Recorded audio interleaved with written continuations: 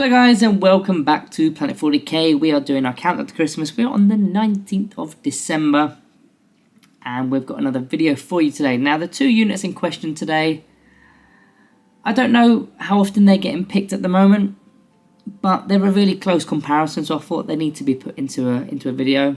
And of course we're talking about the Necron Doomscythe going up against Harpy from the Tyranids. So the Doomscythe is 230 points. Harpy is 215 points. They're both effectively aircrafts. So we're going to kind of see how they compare. I'm not necessarily saying you need to pick them, but we're going to compare them anyway. So first of all, it's worth noting what an aircraft actually is. They start off the board in reserves. They've got a minimum movement of 20 inches. They've got to go in a straight line. And then as soon as they end their move, they can make a pivot of up to 90 degrees. Now they can also fly off the table into strategic reserves, and they can't be charging unless they're in hover mode, which is an option in fact for Harpy, not with the Doomscythe. And they can only be charged by units that have the fly keyword. So I just wanted to get that out of the way because there's a little bit of confusion in older comments about that, so that should hopefully deal with that. So let's get into the statistics. Both of them got the 20 plus movement, of course. Both are toughness 9, both have a 3 plus armor, both have 12 wounds. The leadership is slightly better with the Necron unit here on a 7 plus versus an 8 plus. I mean, really, it doesn't really matter too much. They're not really holding an objective, and I'm not really spending CP on stratagems with either of these units if they were to be battle shocked and whatnot. And the OC, of course, is 0 on both of the models.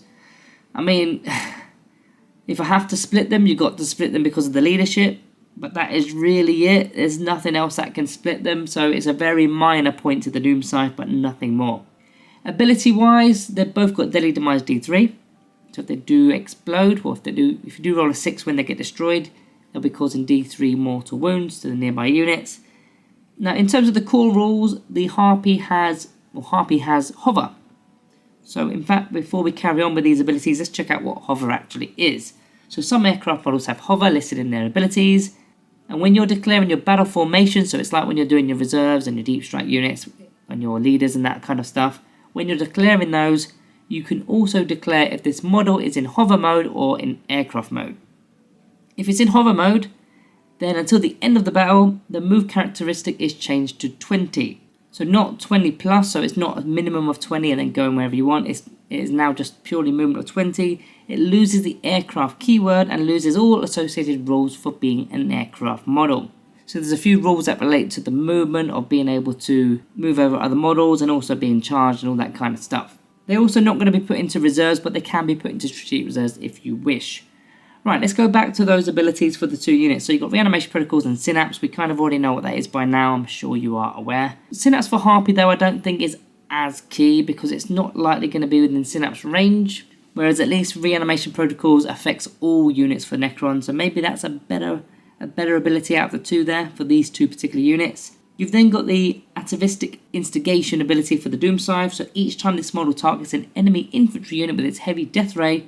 So just spotted on the 40k app, they've not actually updated the app. It still says infantry on the app. But I've got the card right here. I'm going to double check it because I feel like something's wrong here. On the card, each time this model targets an enemy unit with the heavy death ray. I think there's an error on the app, so that means I've taken that photo from that. So there's going to be an error. I am going to put a little red cross on the infantry part, just so that we know and remember. But yeah, that actually makes it slightly better in fact, because you were never firing this thing against infantry. It's strength 16. You're never going to fire it at infantry. So that's actually not bad. You can now all of a sudden start targeting the big stuff, the dangerous stuff. Maybe it's zone throats, which actually coincidentally is infantry. Maybe it's something like the Tyranid. All of a sudden giving them a -1 to hit, or you're going to get your criticals on a 5 plus, which makes your attack better. Anyway, let's move on to the Tyranid side of this page. You've got the Spore Mine Cysts. So each time this model ends an all move, you can select one of the following. You select one enemy unit and moved over during that move and roll 6 dice. On any 3 pluses, they suffer a mortal wound. I like stuff like that, especially with this kind of unit that's got a lot of speed and you can fly over. You can pretty much pick your target as long as you can land. Or the second bullet point is add 1 new Spore Mines unit containing D3 models to your army and set them up anywhere on the battlefield that's wholly within 6 inches of this model and more than 9 inches away horizontally from all enemy units. You cannot select this option for more than 1 model per turn. So you can't have multiple Harpies if that's what you would do. But I also like having that. I mean, the Spore Mines are pretty good anyway, but you probably get them from the Biovore, to be honest with you. You don't necessarily need to have Harpy, which is 200 and what was it, 215 points, when a Biovore is 75. But the Mortal Wound outlay I think is decent, to be honest. Either way, I'm going to give this little point to Harpy. I think their rules are better. Although the -1 to hit now against all units is nice. Not going to lie. Not going to lie. Let's move into the range attacks. Now let's just in fact eliminate the melee side of it, because Armoured Bulk for the Scythe is pretty much 3 attacks hitting on 4, strength 6, no AP, 1 damage. That's all it's got in melee, and that's only to defend itself. Pretty rubbish. Whereas the Scything Wings, it's 4 attacks hitting on 4s, but strength 7, -1 AP, 2 damage. Don't forget this monster can go into hover mode before the battle begins, which means it can actually charge as normal. But again, I wouldn't use it for that purpose. You've got other units in the Tyranid Codex that can just do that kind of same damage outlay.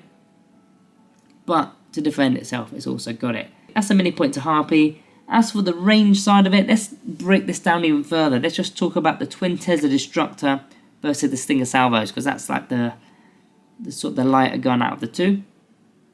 The Twin Tesla Destructor has sustained hits 2 and twin linked, 36-inch range, 6 attacks, hitting on 3, strength 8 0 P, 2 damage, but of course twin linked. So you're getting a lot of hits with sustained hits, and you're re-rolling everything when you're rolling to wound.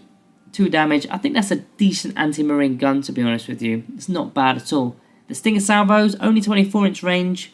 You've got your 8 attacks, hitting on 3, strength 5, no AP, 1 damage. It's a light infantry remover, but again, the Codex is littered with that kind of damage output. So the Tesla wins on that front. As for the big weapon, the Heavy Death Ray, sustained hits D3, 36-inch range. You've got your 3 shots. You've got half a chance of getting a 6 with one of them for D3 more. Hitting on 3, strength 16, -4 AP, D6 plus 1 damage. That can be nasty. That can be very nasty. On the other hand, you've got the 2 options here with the range weapons with Harpy. You can either take the Twin Heavy Venom Cannon, which has blast and twin linked, 36-inch range, D3 shots, hitting on 3, strength 9, -2 AP, 3 damage. That's not bad, but you're only getting D3 shots with that. Although you are re-rolling your wound rolls, I suppose, but you're strength 9. So what is the target? It's a weird one because you've got damage 3 in there, blast in there. I mean, is your target Terminator units? Maybe 5-man Terminator units? Maybe. But they're now toughness 5 in fact, so you wouldn't even be wounding them on a 2+ anymore. The Twin Strangleform Cannon also has blast and twin links, 36-inch range again, D6 plus 1 shot, so that is definitely going to be better than D3. Because you've got a minimum of 2 there, whereas that was the average with the Heavy Venom Cannon. You're hitting on 2s with this, for whatever reason. You're hitting on 2s, strength 7, -1 AP, 2 damage. I don't really like that weapon. I think it is better than the Venom Cannon, to be honest, but I don't like it overall because, again, damage 2, you're paying 215 points when there's a lot of damage 2. You've got a lot of that kind of stuff in the Codex, anti-infantry. You don't need more. You're kind of lacking. I've been saying this throughout this whole month. Anything that goes, you don't really go beyond strength 9. There's only a couple of units that do. Everything seems to stick at strength 9, which is a shame. Synergy-wise, there's not much, but we'll talk about a few little bits and bobs. The Hypercrypt Legion for the Doomscythe to pull it off the battlefield if it's still in play. Just in case if it's got like a tough pivot to do, and the movement is kind of hindered because it's got to go to straight line first. Don't forget, as it's an aircraft. You can also use the 4+ invulnerable save. You usually use that on a monolith, but this is also a vehicle, so you could do that too. Nothing really in the Awakened Dynasty, nothing really in the Abasis Phalanx. Maybe the -1 to damage stratagem as a vehicle. Nothing with the Chronoptic Core or the Annihilation Legion, so there's not really much synergy going off. Harpy has the Invasion Fleet, of course. We've mentioned that a few times now. You can get sustained hits or lethal hits. Crusher Stampede, as it's a monster, so if it's taking any damage, you can add 1 to the hit roll or 1 to the wound roll below half strength. All in all, you've got to remember, Harpy was 15 points less than the Doomscythe, and has the option of hovering, although this doesn't really unfortunately change the objective control. I think that should have, that should have been a thing. If you go into hover mode, you gain like, I don't know, 4 OC or something. But the hover thing kind of feels a little bit redundant. The stats are virtually the same. You're still going 20 inches, which is enough. You're just doing it without, in your own pivots and whatnot. Abilities, I think I'm favouring the Harpy because creating Spore Mines or dishing out Mortal Wounds I'm a big fan of. Reanimation Protocols has to kick in for the Doomscythe. That is a good factor. But that is, an army rule really. Damage wise, of course, the Doomscythe is doing damage with its Strength 16 weapon. And there's just so much anti-infantry weapons in the Tyranid Codex. And it lacks anything that is sort of strength 10 onwards. That's where it needs stuff. And I feel like this could have been an opportunity to give this something like the Venom Cannons at the very least. Give it strength 10, strength 12 even. Just give it something, a little bit of a push. The only issue I've got with both of these units is the fact that they're flyers, they're aircrafts. I mean, they're not really being used at present. OC 0, quite expensive. They're kind of just dust gatherers on the shelf at the moment. The only real reason to get them off the shelves is you're almost guaranteed some sort of line of sight. Whereas if you've got your Doomsday Arc or your Tyrannifex, you're not always guaranteed that avenue to shoot down. So that is why the flyers sometimes are better choices, because you can zip down the battlefield, get line of sight on a juicy target. That's the only real reason to use them. But let's get on with this video today, and I'm going to give this one to the Doomscythe. I think it's all about the weapon. Harpy doesn't really offer much else apart from the ability it has. Other than that, it doesn't offer anything really for me that you can't get from elsewhere in the Codex. So guys, that's the 19th. We're on to the 20th tomorrow. It's only going to be 5 days from tomorrow till Christmas Day. So yeah, I'll see you then.